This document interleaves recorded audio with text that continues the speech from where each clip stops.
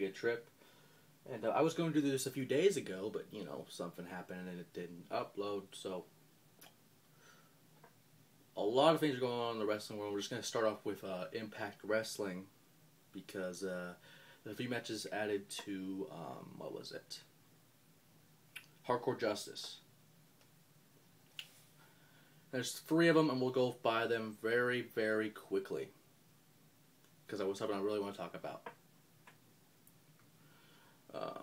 Not that this isn't important at all, but then again, they can't pay to have their stars there.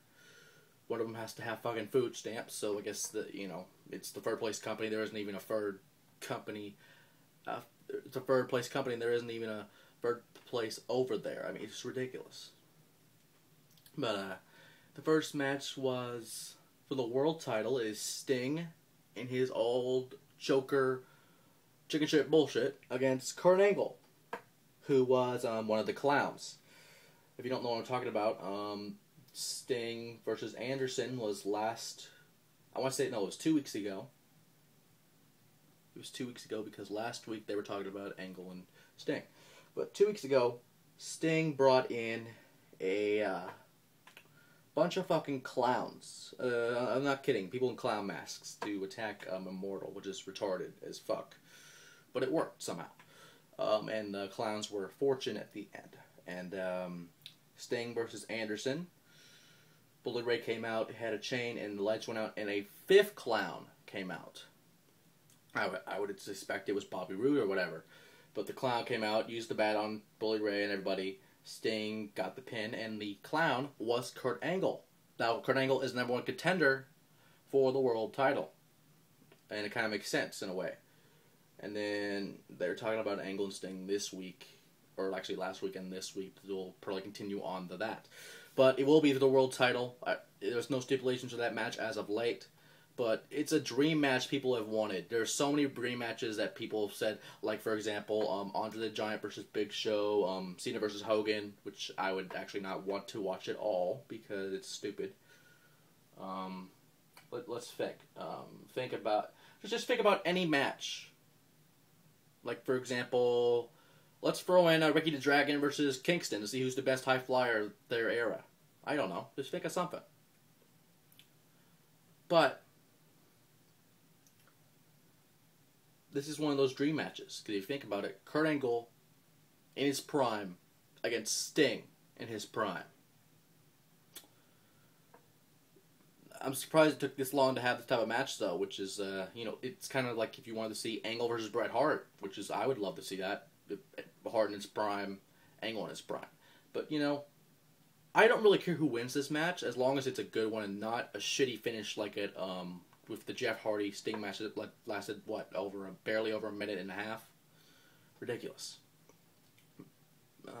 Moving on with the Tag Team Championships, it'll be Mexican America, Anarquia, a.k.a. the Lowrider, Matt Barella from OVW, and Hernandez will face Beer Money for the titles. Now, recently, Sarita y Rosita, which I like to call Muy Caliente Dos. For those who speak Spanish, you'll know what the fuck that means. Because I do, and which I barely know any Spanish, which I used to do, but whatever. So yeah.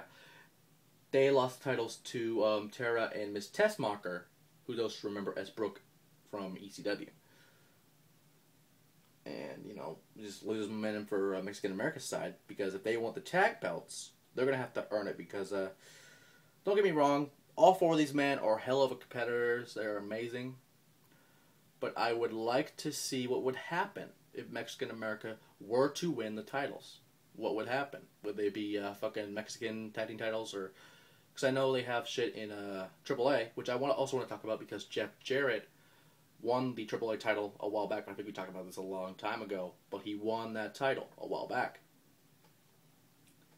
And I hate how they cannot show another federation's world title, which is understandable, but to put a plate on top of the Mega Championship, or Mega Campeon, in the AAA belt, and make it Immortal Mexican Heavyweight Clusterfuck title, which is ridiculous. The AAA Mega Championship is amazing by itself, but you put a fucking it just disgraces the title. I know back in the day, they had to do this with Ric Flair when he was the NWA or WCW World Heavyweight Champion. He brought it to the WWF at the time, and they had to use video distortion for that belt. Like they had to digitize it so it will not be recognizable by the mass public, by the masses of the wrestling world, which we all knew is that type of belt anyway. But they had to, it was some lawsuit and shit I don't want to go into. It's a long time ago, and you can look it up, because it was a great few years in wrestling when it was around. Had a lot of controversy in that as well. But I would like to see what would happen if Mexican America would win the belts. The final match, and you could not have a pay-per-view without knockouts or divas or anything like that, because it makes your federation gay. I will say that right now, because no woman in your federation makes it gay. Take note of that, HCWE. Take note of that. Anyway, it is Winter versus Mickie James for the title. Now, last week they were going to have Velvet Sky versus Mickie James for the title, and of course, before the match even begins, which I clearly think they stole from OVW when they had this with the television title a few weeks ago. Coincidence? I don't think so. But just like the television title match, they had people attack Mickie James and Velvet. So the match would not even begin, and Velvet would not get her title shot, which reminds me of Rafael Constantino, or Constantino, whatever the fuck his name is in OVW. He said he's fifth generation, and I think it's bullshit. But he was going to face Rudy Switchblade, who's the television champion. I think he still is. I'll look at that again at OVW, but he never got his title shot. So TNA's still stealing shit is the point.